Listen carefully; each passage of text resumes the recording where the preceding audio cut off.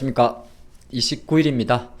오늘 마감 시황은 이렇게 한번 시작해봤어요. 현명한 개인 투자가 오히려 단순하게 사실 무슨 걸 의미할까요? 오늘 장 막판에 있었던 수급의 변화인데요. 지금 보게 되면 이 개인 투자가분들의 포지션입니다. 코스피 쪽, 코스닥, 선물 쪽인데 한 3시 정도가 지나면서 뭐 급격하게 매도로 갔죠. 이게 매도했다 볼 수도 있고, 야, 이건 매도한 거겠죠. 물론 이 물량은 다 대부분이 외국인이 받아갔습니다. 그러니까 외국인이 샀다는 표현보다는 개인이 매도를 한 거죠. 네, 매도를 했는데 오늘 일중 흐름에서 사실 어저께 밤 분위기는 나쁘지가 않았습니다. 뭐 미국도 보시겠지만은 다시 한 11,000포인트 나스닥인데요. 예, 나스닥이 11,000포인트 좀 이렇게 해놨고 이틀 동안 그래도 더 밀리진 않았죠. 1800선 정도에서. 그래서 이제 미국 증시만 놓고 보면 또 우리가 희망을 가져가는데, 물론 큰 그림에서는 여전히 이제 요 11,000이라는 자리가 지난 5월달, 6월달, 7월달, 8월달 지금 현재 5개월 연속 저점 라인이기 때문에 뭐 사실 여기가 바닥이다 말하기 뭐 합니다만은 어쨌든 주간 기준으로 어저께는 돌려놨기 때문에 아직 앞은 보이지 않습니다만은 지켜봐야 될 상황인데, 여러가지 오늘 제목을 제가 이렇게 적어놨죠. 뭐라 그랬냐면 현명한 개인 투자가 오히려 단순하게 이렇게 했는데 같은 내용이에요.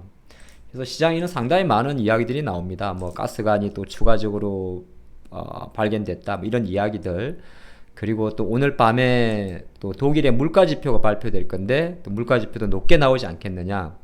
어쨌든 어저께 이 유럽에서 영국에서 나왔던 채권을 이제 스탑앤코 전략이죠. 채권 매입하는 거 원래 매도로 하는 건데, 예, 원래 매도하는 거죠. 긴축이니까. 근데 잠깐이나마 이 새로운 총리라든지 영국 쪽이 생각보다 좀 뭔가 엉뚱한 돌발적인 행동을 좀 보이곤 있어요. 보이곤 있긴 있는데, 뭐 왜냐면 지난 주말 같은 경우는 갑자기 또 재정 정책 펼친다고 해가지고 또 오히려 이제 어떻게 보면 이번 주 전초는 영국 쪽이라 볼 수 있지 않겠습니까? 물론 복합적인 게 다 시장 흐름은 정확하게 놓고 보면 우리가 나스닥을 보면 알 수 있다시피 9월 21일부터 밀렸으니까 큰 그림에서는 미국이 금리 올리고, 금리 올리고 이렇게 점도표 상회하면서 전체적으로 지금 긴축 이슈가 강화된 건 사실인데, 그래도 이제 어느 정도 좀 진화될까 하다가 좀 더 풀을 붙인 건 아시겠지만은 그래도 영국이었죠. 영국에서 우리나라 장도 험하게 많이 빠졌는데 오늘은 좀 아쉬움이 많아요. 뭐 항상 또 이렇게 많이 빠졌을 때는 오늘 심리적으로 출발이 되게 좋지 않았습니까? 시가가 2200 언저리 나왔고, 코스닥도 거의 700선 언저리까지 오다가 밀렸는데, 약간은 그만큼 우리나라 투자가가 좀 불안한 심리를 이제 보여주고 있습니다. 뭐 한 오전에 올라가다가 12시 좀 때려버리고, 이때 이제 환율이 좀 올랐겠죠. 원화 환율이. 그리고 또 막판에 뭐 이런저런 루머들, 뭐 갖다 붙이기 나름이거든요. 왜냐면 지금은 모든 게 악재가 혼돈하니까 이런 상대상을 마감했는데, 사실 지금 그 누구도 또는 안 알아, 뭐 이런 표현이 좀 그럴까? 외국인이 주식을 산다는 표현보다는 지금 개인이 주식을 많이 판다는 게 맞습니다. 그러니까 외국인들은 지금 어떻게 보면 이거 하나만 놓고, 뭐 외국인이 주식 코스피를 사고 뭐 코스닥을 사, 이거 하나만 놓고 야 장이 여기다 바닥이다, 그건 좀 무리가 있겠죠. 왜냐하면 외국인이 주식을 사긴 샀겠죠. 오늘도 보면 외국인들이 전체적으로 뭐 하이닉스도 사고 삼바도 사고 하지만은 큰 관점에서 이게 크게 도움이 안 될 수도 있어요. 일단 물론 외국인 대량 매도가 나오지 않는 거는 긍정적인데, 근데 또 하나 이런 것도 있죠. 보통은 우리가 그냥 습성으로 개인들 주식을 많이 팔면 장이 올라가죠. 그렇죠. 근데 지금은 외국인들은 전체적으로 대한민국 주식 비중을 30% 초까지 내려온단 말이에요. 그러니까 전체적으로 큰 그림은 외국인들 주식을 줄이고 있습니다. 적극적으로 사는 게 아니기 때문에. 그래서 요 데이터는 사실 별로 의미는 없을 수는 있어요. 여기에 개인이 있고 외국인이 있을 수도 있는 거고요. CFD 계좌라든지 여러 가지 있을 수 있지 않겠습니까? 그래서 요 수급을 가지고 뭔가 평가를 하진 않는데, 그만큼 어떻게 보면 개인 투자자들의 불안한 투자 심리, 어떻게 한편으로 놓고 보면 불안하다 볼 수도 있고 현명하다 볼 수도 있어요. 근데 종목마다 조금 다릅니다. 예를 들어서 LG전자 같은 종목들은 한참 더딜 거예요. 저희가 88,000 허리를 잡았었는데 그것도 깨졌기 때문에 이런 종목 많이 더디겠죠. 시장보다 더 이렇게 약간 너무 이쁘게 빠졌다는 표현이 맞을까? 별로 기분 나쁘게 빠져. 이렇게 빠진 종목들은 더뎌요. 그쵸, 더뎌요. 근데 기아차처럼 그냥 지장같이 툭툭툭 빠진 종목들은 또 금방 돌아옵니다. 예를 들어서.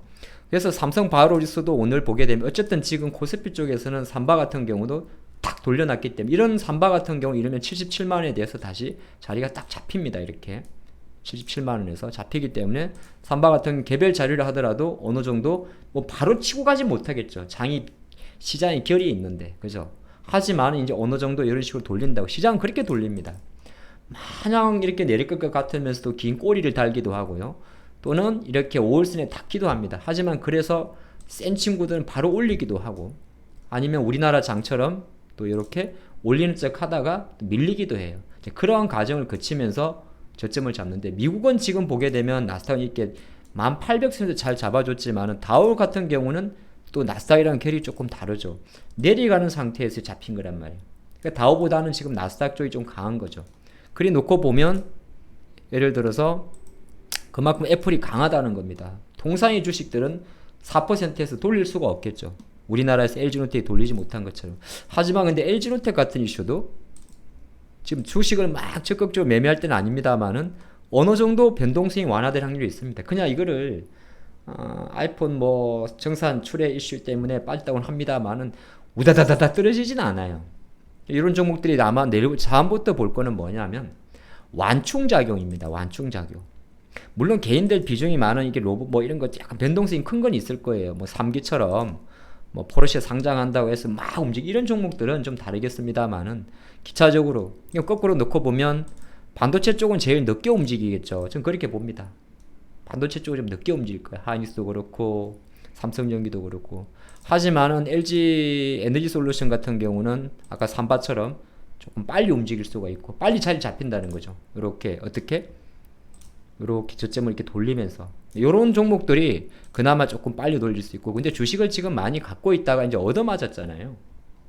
뭐 하루 2, 3일 동안에 지금 2, 3일이 뭐야? 거의 뭐 원래 이게 쭉쭉쭉 빠져 내려오다가 거의 최근 2주 동안에 정확하게는 코스피 2380, 코스닥 770에서 무너지면서 종목마다 10에서 20%가 빠져버렸습니다. 빠져버렸는데 큰 그림에서는 제가 생각할 때는 원화 변동성은 지금 다른 통화보다 조금 큽니다.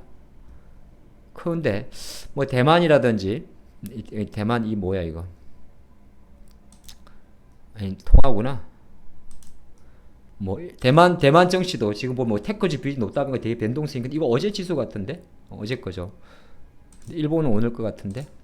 예, 약간 지금 대부분의 증시가 일본도 마찬가지인데 이격이 큰 상태에서 이격을 좁히는 과정입니다. 그래서 앞으로도 마찬가지예요. 여기서 한 번 더 벌어졌다가 붙일 수도 있긴 있는데 결정적으로는 붙입니다. 그 포인트를 보고 장을 좀 보시면 좋을 것 같아요.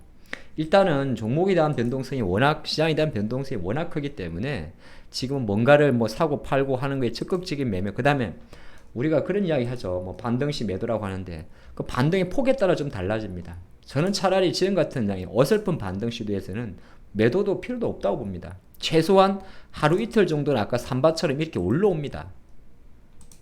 물론 그 올라올 때 올라오는 친구도 있고 못 올라오는 친구도 있겠죠. 지수에 따라서. 그래도 마찬가지. 좀 그리 볼 수 있을 것 같습니다. 오늘 밤에도 상당히 많은 변동성이 생길 수도 있어요. 여전히 많은 변동이 생길 수가 있습니다. 왜냐하면 영국에 여러분도 오늘 그 많은 뭐 영국의 어떤 이번 이슈에 대해서 확인하셨겠지만은 사실 이게 완벽하게 어떻게 보게 되면 사실 월요일 나왔던 그거 비슷한 거거든요. 갑자기 재정정책 펼쳤다는 것처럼 얘네들도 긴축하다가 갑자기 뭐 잠깐 긴축 멈춘다 그런 거잖아요. 저희가 잠깐 우려했던 게 뭐냐면 좋은 쪽으로는 연준한테 좀 시그널을 줬다 볼 수 있고 나쁜 쪽으로는 여기서 갑자기 돈 푼다 그러면 난리 나는 겁니다. 인플레이션을 못 잡으니까. 그래서 어저께 유가가 반등을 했던 거죠. 기계적으로. 근데 유가 같은 경우도 어차피 침체 이슈니까 다시 원인치로 내려가는 거고요.